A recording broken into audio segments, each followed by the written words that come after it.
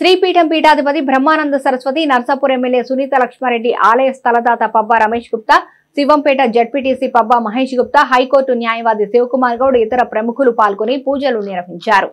శక్తిపీఠం వ్యవస్థాపకులు వెంకటేశ్వర శర్మ మాట్లాడుతూ శ్రీ బగలాముఖి వార్షికోత్సవంలో భాగంగా ఉదయం జ్యోతి ప్రజ్వలనం, గోపూజ, గణపతి పూజ, పుణ్యహవచనం, ప్రధాన దేవతా స్థాపన, అగ్ని ప్రతిష్ఠ, శ్రీ సహస్ర బగలాముఖి మహాయ, మహిళలు లక్ష హరిద్రార్చన, పల్లకి సమర్పణం, పూజ, మహామంగళ నీరాజనం, తీర్థ ప్రసాద తదితర కార్యక్రమాలు నిర్వహించామని, సాయంత్రం పల్లకి సేవ, ప్రదోష పూజ, మంగళ నీరాజనం, రాజోపచార పూజ, ఉత్తర నీరాజనం, తీర్థ ప్రసాద వినియోగం కార్యక్రమాలు చేపట్టారు.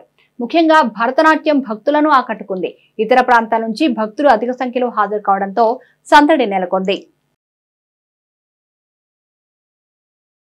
నాటి నుండి నేటి వరకు కొన్ని వేల మంది భక్తులు. ఇది ఆశ్చర్యకరం ఏంటంటే ప్రతి ఊళ్ళో గుళ్ళు కడుతుంటారు, అమ్మలను ప్రతిష్ఠిస్తారు, అయ్యలను ప్రతిష్ఠిస్తారు. కానీ క్షేత్ర మహాత్మ్యం ఏమిటో తెలియదు. అమ్మ బగలాముఖి అమ్మవారు ఇక్కడ అవతరించినటువంటి పరాశక్తి, ఆమె ఎంత అద్భుతం అంటే ఈ మెట్లెక్కి పైకొచ్చిన ఏ ఒక్క వ్యక్తిని ఒట్టి చేతులతో మళ్ళీ పంపడం లేదు. అమ్మకు ఒక 11 ప్రదక్షిణాలు చేసి అమ్మ కళ్ళలో కళ్ళు పెట్టి చూస్తూ అమ్మ నాకు ఇది కావాలి అని అడిగితే ఆ కోరిక కనుక ధార్మికమైతే ఆ కోరికను తక్షణం అమ్మవారు అనుగ్రహిస్తుంది. అటువంటి అమ్మవారి యొక్క ప్రథమ వార్షికోత్సవం ఈరోజు రేపు 2 రోజులు చేస్తూ ఉన్నాం. ఈ రోజున ఉదయం నుంచి అమ్మవారికి అద్భుతంగా ప్రారంభంలో జ్యోతి ప్రజ్వలనము, గోపూజ, ధ్వజారోహణము, అగ్ని ప్రతిష్ఠ, అంతేకాకుండా అమ్మకు ఇష్టమైనటువంటి పసుపుతో 1,00,000 నామములతో 1,00,000 హరిద్రార్చన కార్యక్రమం కూడా అద్భుతంగా ఇప్పటివరకు జరిగింది. ఈ కార్యక్రమానికి జగద్గురువులు మరియు శక్తిపీఠాధిపతులు అయినటువంటి శ్రీ శ్రీ శ్రీ బ్రహ్మానంద సరస్వతి స్వామివారు కూడా ఉదయం ఇక్కడ ఉన్నారు. వారు కూడా కార్యక్రమంలో పూర్తిగా ఉండి ఇప్పుడే వెళ్ళారు. ఇటువంటి క్షేత్రం అంటే ఒక సంవత్సరం లోపల ప్రపంచ స్థాయిలో గుర్తింపు పొందింది అంటే ఆ మహాశక్తి యొక్క అనుగ్రహం వల్ల జరిగింది తప్ప మరొకటి కాదు. ఈరోజు ఇప్పటివరకు కార్యక్రమాలైనా సాయంత్రం పూట ఇక్కడ చూస్తూ ఉన్నారు. దుబాయ్లో ఉండే ఒక వ్యక్తి తన యొక్క పరిపూర్ణమైనటువంటి ఆ అమ్మ సేవతో అమ్మ అనుగ్రహాన్ని పొంది ఆ అనుగ్రహం వల్ల అమ్మకు ఒక పల్లకిని సమర్పించాడు.